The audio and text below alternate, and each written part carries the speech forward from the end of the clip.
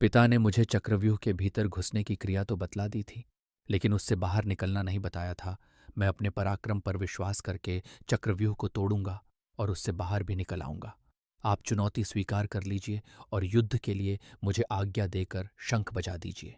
उस दुर्योधन को संदेश भिजवा दीजिए कि वीर धनंजय का पुत्र अभिमन्यु उनकी सारी चाल को निष्फल करने के लिए आ रहा है। युधिष्ठिर ने उसको आज्ञा दे दी। अभिमन्यु अपना धनुष लेकर युद्ध भूमि की ओर चल दिया। उसकी रक्षा के लिए भीमसेन, धृष्टद्युम्न और सात्यकी चले।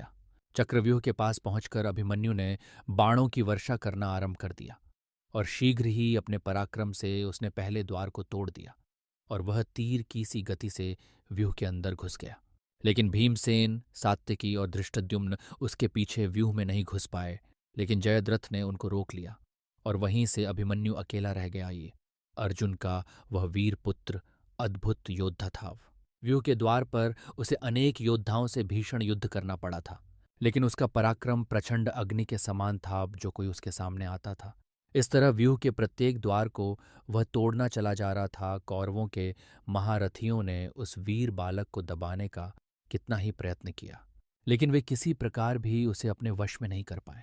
उसके तीक्ष्ण बाणों की मार से व्याकुल होकर दुर्योधन ने गुरु द्रोणाचार्य से कहा, हे आचार्य, अर्जुन का यह वीर बालक चारों ओर विचर रहा है और हम कितना भी प्रयत्न करके इसकी भीषण गति को नहीं रोक पाते हैं। एक के बाद एक सभी द्वारों को इसने तोड़ दिया है और यह तो अर्जुन के समान ही युद्ध कुशल और पराक्रमी निकला।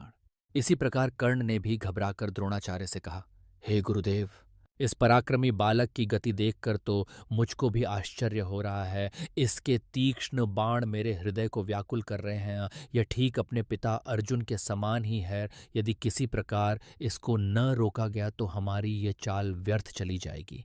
किसी तरह से इसको चक्रव्यूह से जीवित नहीं निकलने देना चाहिए। द्रोणाचार्य अभिमन्यु की वीरता देखकर कुछ क्षणों के लिए चिंता में डूबे रहे। अर्जुन के उस वीर पुत्र के कर्ण, दुःशासन आदि महारथियों को पराजित कर दिया था और राक्षस अलम्बुश को युद्धभूमि से खदेड़कर बृहद्बल को तो जान से मार डाला था। दुर्योधन के सामने ही उसके बेटे लक्ष्मण को भी उसने मार डाला था। बड़े बड़े शूरवीर खड़े देखते रह गए और वह प्रचंड अग्नि की लपट की तरह सबको भस्म करता हुआ चक्रव्यूह को तोड़कर अंदर घुस गया। जब कौरवों के सारे प्रयत्न निष्फल चले गए तो उन्होंने छल से काम लेने की बात सोची। अलग अलग लड़कर कोई भी महारथी अभिमन्यु से नहीं जीत सकता था, इसलिए उन्होंने मिलकर उस पर आक्रमण करने का निश्चय किया। कृपाचार्य, कर्ण, अश्वत्थामा, बृहद्बल, शकुनी का चचेरा भाई, कृतवर्मा और दुर्योधन आदि महारथियों ने उसे घेर लिया और उस पर भीषण आक्रमण कर दिया। कर्ण ने अपने बाणों से उस बालक का धनुष काट डाला, भोज ने उसके घोड़ों को मार डाला और कृपाचार्य ने उसके पार्श्व रक्षकों के प्राण ले लिए। इस तरह अभिमन्यु पूरी तरह निहत्था हो गया, लेकिन फिर भी जो कुछ उसके हाथ में आया उससे ही वह शत्रुओं को विचलित करने लगा। थोड़ी ही देर में उसके हाथ में एक गदा आ गई। उससे उसने कितने ही योद्धाओं को मार गिराया। दुशासन का बेटा उसके सामने आया और घोर संग्राम हुआ। अकेला अभिमन्यु महारथियों ने अपने बाणों से उसके शरीर को छेद दिया। अब वह लड़ते लड़ते थक गया था, जिससे अर्जुन का वह वीर पुत्र उसी क्षण पृथ्वी पर गिर पड़ा और सदा के लिए पृथ्वी से उठ गया। उसके मरते ही कौरवों के दल में हर्षध्वनि उठने लगी। दुर्योधन और उसके सभी साथी इस निहत्थे बालक की मृत्यु पर फूले नहीं समाया। किसी को भी उसकी अन्याय से की गई हत्या पर तनिक भी खेद और पश्चाताप नहीं था। जब अभिमन्यु की मृत्यु का समाचार पांडव दल में पहुंचा तो युधिष्ठिर शोक से व्याकुल हो उठे।